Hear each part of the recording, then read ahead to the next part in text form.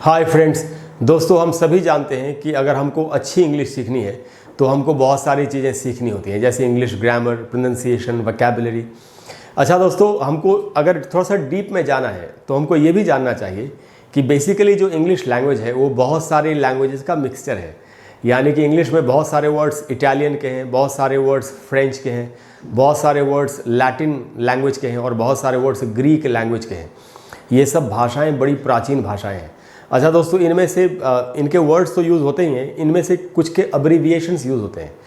Abbreviation का मतलब होता है शॉर्ट फॉर्म, तो वो इंग्लिश में बहुत यूज़ होता है। हमारे सामने डेली ऐसे अब्रीविएशंस आते हैं और कई बार हमको पता नहीं होता कि इनकी क्या मीनिंग है।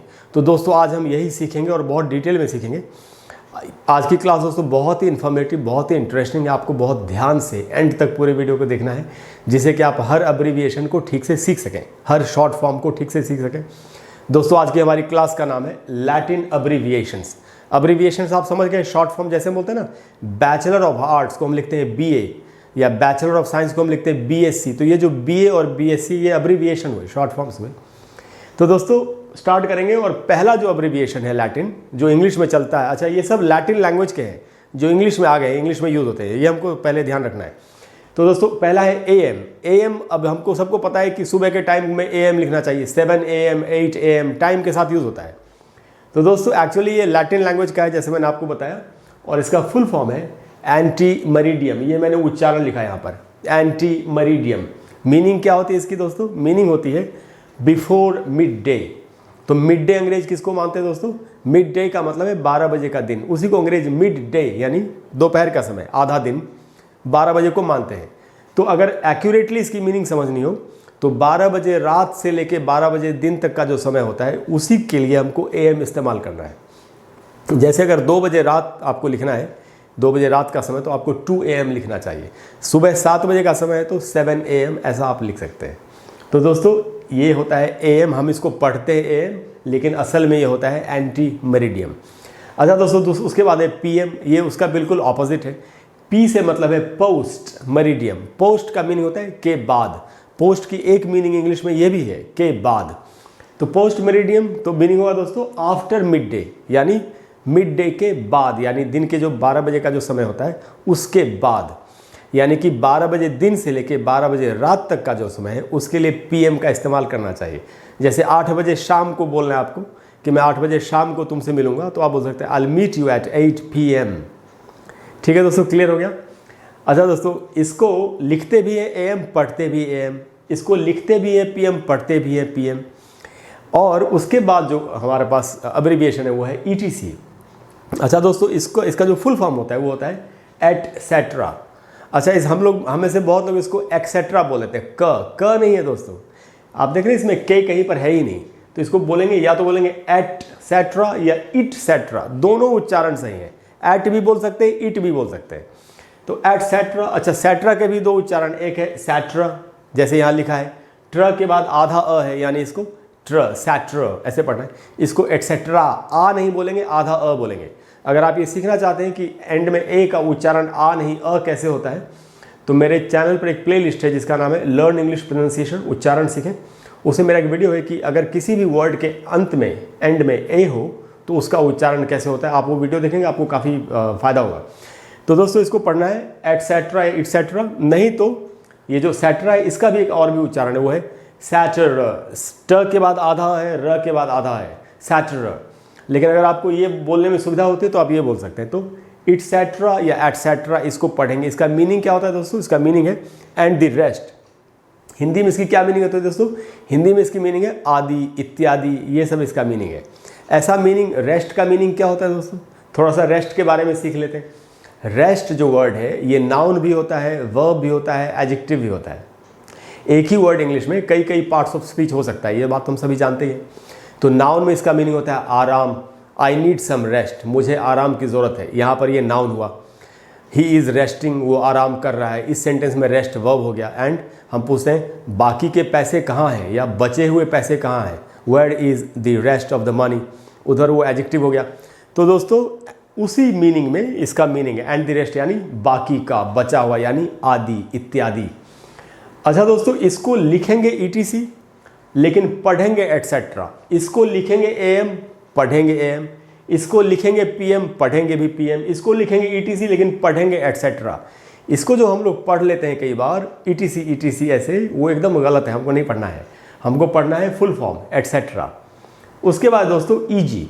अच्छा, ईजी जो लिखा हुआ मिलेगा आपको, कई बार ईजी के बाद एक फुल स्टॉप रहेगा और कई बार ई के बाद फुल स्टॉप, जी के बाद फुल स्टॉप।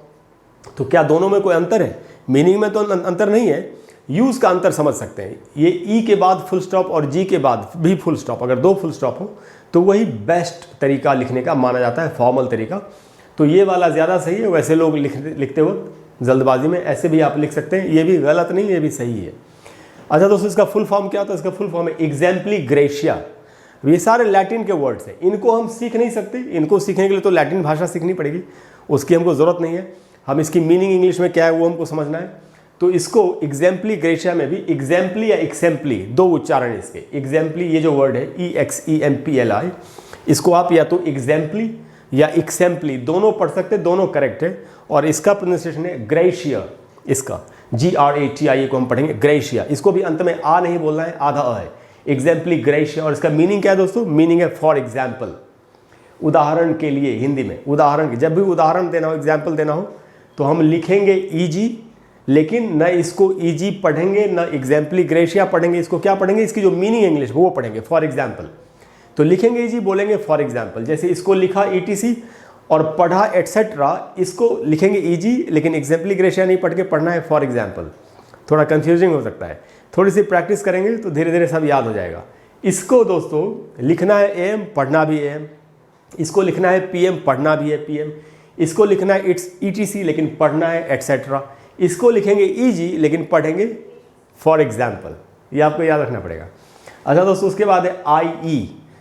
अब इसका फुल फॉर्म होता है इड एस्ट, इस प्रकार से, और मीनिंग है दैट इज या इन अदर वर्ड्स। ये हिंदी में क्या मीनिंग है? हिंदी मीनिंग है दूसरे शब्दों में। हम कहते हैं ना, दूसरे शब्दों में बताऊं तो, जैसे आप कह सकते हैं कि वो मेरा बहुत ही अच्छा दोस्त है, किसी के बारे में बता रहे, वो मेरा पंकज मेरा बहुत अच्छा दोस्त है।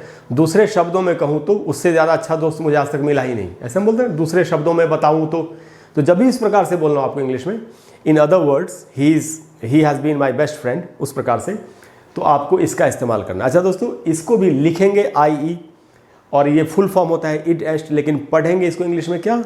दो पढ़ सकते हैं आप, एक पढ़ सकते हैं दैट इज, या आप पढ़ सकते हैं इन अदर वर्ड्स। तो अब समझ में आ गया दोस्तों, लिखेंगे AM, पढ़ेंगे AM, लिखेंगे PM, पढ़ेंगे भी PM, लिखेंगे ETC, पढ़ेंगे एटसेट्रा। इसमें लिखेंगे EG, पढ़ेंगे फॉर एग्जाम्पल। इसमें लिखेंगे IE और क्या पढ़ेंगे? दैट इज या इन अदर वर्ड्स। उसके बाद दोस्तों AD का फुल फॉर्म होता है एनो डोमिनाई। एनो डोमिनाई, इसका मीनिंग क्या है? इसका मीनिंग होता है दोस्तों in the year of the Lord. Lord यहाँ किसके लिए कहा है? Jesus Christ. जिस साल में जो क्रिश्चियंस में जो जीसस क्राइस्ट होते हैं, तो जिस साल जीसस क्राइस्ट का जन्म हुआ था, उसी साल से एक्चुअली भी गिनती चल रही है। हम जो गिन रहे हैं 2020, ये 2020 कब से गिना जा रहा है? पहला साल कौन सा था? अभी 2020 है, तो पहला साल कौन सा था? जब जीसस क्राइस्ट का जन्म हुआ था। तो हम लोग अभी AD में चल रहे हैं, लेकिन जब जीसस क्राइस्ट के पहले का जो समय था, जो पुराना प्राचीन समय था, जब जीसस क्राइस्ट का जन्म जब नहीं हुआ था, उससे पहले के समय को BC कहते हैं, यानी बिफोर क्राइस्ट। बिफोर क्राइस्ट यानी जीसस के पहले का समय, जीसस के पहले का जो समय था उसको BC कहेंगे, और जो अभी का समय चल रहा है उसको AD कहेंगे। तो फुल फॉर्म होता है दोस्तों एनो डोमिनाई और इसका बिफोर क्राइस्ट। अच्छा दोस्तों, अगर लिखा हो 200 BC, तो इसका मतलब क्या होगा कि जीसस क्राइस्ट के जन्म लेने के, उनके पैदा होने के 200 साल पहले। तो ये हमको ठीक से समझना है। अच्छा दोस्तों, उसके बाद है CV। अब ये बहुत ज़्यादा इस्तेमाल होता है, ये हमको ज़रूर सीखना चाहिए। CV कब बोलते हैं दोस्तों? हम जैसे कहीं अप्लाई कर रहे हैं एडमिशन के लिए या जॉब के लिए, तो हम बोलते हैं कि यार CV मांगे, वहाँ पे CV भेजना है। दोस्तों, इसका फुल फॉर्म क्या होता है और उच्चारण क्या है? ये बहुत ही इंटरेस्टिंग है, आपको ध्यान से और काफ़ी इन्फॉर्मेटिव आपको समझना चाहिए, क्योंकि इसमें नॉलेज वाली बात है। इसका फुल फॉर्म है करिक्युलम वीटाई, ऐसे पढ़ेंगे करिक्युलम वीटाई। वी पर ज़्यादा रुकना है आपको, यहीं पर स्ट्रेस है, ज़्यादा जोर यहीं पर देना है। वीटाई, करिक्युलम वीटाई, इस प्रकार से इसको पढ़ेंगे। इसका मीनिंग क्या होता है दोस्तों? Course of life. Course of life यानी पूरा जीवन।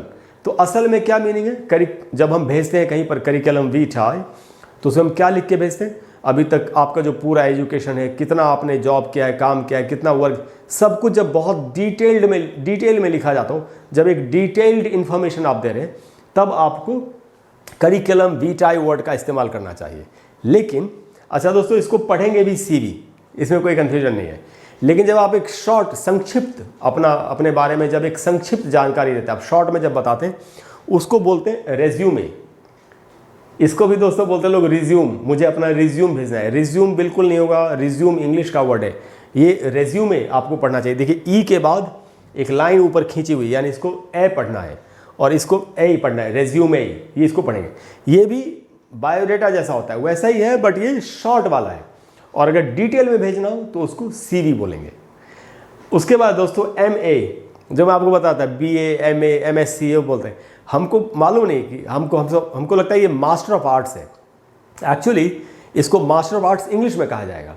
ये है बेसिकली लैटिन लैंग्वेज का टर्म, और लैटिन में इसको बोलते हैं मैजिस्टर आर्टियम। इस प्रकार से पढ़ेंगे, मैजिस्टर आर्टियम। मैजिस्टर का मतलब होता है मास्टर यानी मालिक, आर्टियम का मतलब है आर्ट, यानी इसको इंग्लिश में बोलते हैं मास्टर ऑफ आर्ट्स। तो अगर किसी ने आर्ट्स के सब्जेक्ट में मास्टर किया हो तो उसको MA कहा जाएगा। अगर साइंस में किया होगा तो हम बोलेंगे मैजिस्टर साइंस, यानी मास्टर ऑफ साइंस। अच्छा दोस्तों, अगर MA है, मैंने BA नहीं लिखा, बट आप समझ सकते हैं, अगर BA होता तो होता बैचलर आर्टियम, यानी बैचलर ऑफ आर्ट्स, इस प्रकार से। तो MA और BA भी लैटिन से आए हुए हैं।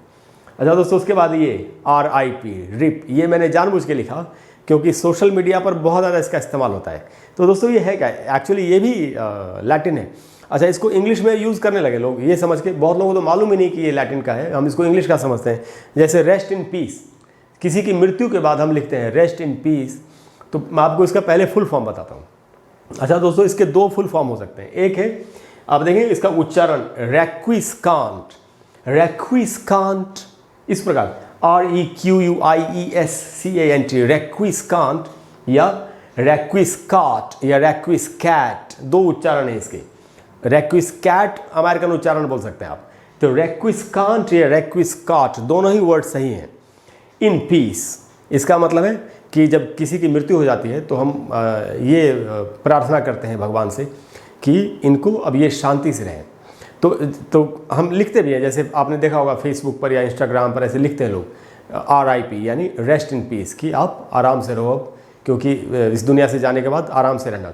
लेकिन दोस्तों मैं आपको ये एक बात बताता हूँ कि इसको यूज़ कहाँ पर करना चाहिए। इसका यूज़ सभी लोग नहीं जानते। बेसिकली RIP वहाँ लिखना चाहिए जहाँ लोग दफनाए जाते हैं, जिन लोगों को जलाया जाता है, जिनका दाह संस्कार किया जाता है मृत्यु के बाद, उनके लिए RIP लिखना सही नहीं है। लेकिन जिनको दफनाया जाता है मृत्यु के बाद, चूँकि वो वहाँ पर होते हैं, उनका शरीर वहाँ पर होता है, उनके लिए ये यूज़ करना ज़्यादा सही है। बट एनीवे, अब तो सबके लिए लिख लेते हैं लोग, तो कोई बात नहीं, हमको तो असल में मीनिंग समझनी है कि क्या होता है। तो इसको हम इसको पढ़ेंगे रिक्विस्कांट या रेक्विस्कांट या रेक्विस्काट इन पीस, ऐसे हमको पढ़ना है। और इसका मीनिंग होता है रेस्ट इन पीस, कि आपकी आत्मा को शांति मिले, आराम मिले, आप आराम से रहें। तो दोस्तों मुझे उम्मीद है कि ये आपको आज काफ़ी नई चीज़ों का पता चला होगा और ये क्लास आपके लिए काफ़ी यूज़फुल या उपयोगी होगी। दोस्तों अगर आपको आज की क्लास अच्छी लगी हो तो प्लीज़ वीडियो को लाइक और शेयर करें और चैनल को सब्सक्राइब करें। और अगले वीडियो में हम फिर एक कमाल की चीज़ सीखेंगे, जैसा कि हम हमेशा मिलकर सीखते हैं। इसके अलावा दोस्तों, जैसा कि मैं हमेशा आपसे कहता हूँ, अगर कोई भी ऐसा टॉपिक है जिस पर आप चाहते हैं कि मैं आपके लिए एक वीडियो बना दूँ, तो आप नीचे कमेंट बॉक्स में लिखिए। मैं पूरी कोशिश करूँगा कि जल्दी से जल्दी आपको मैं उस पर एक वीडियो बना करके दे दूँ। Thank you very much. I will see you soon. Bye bye.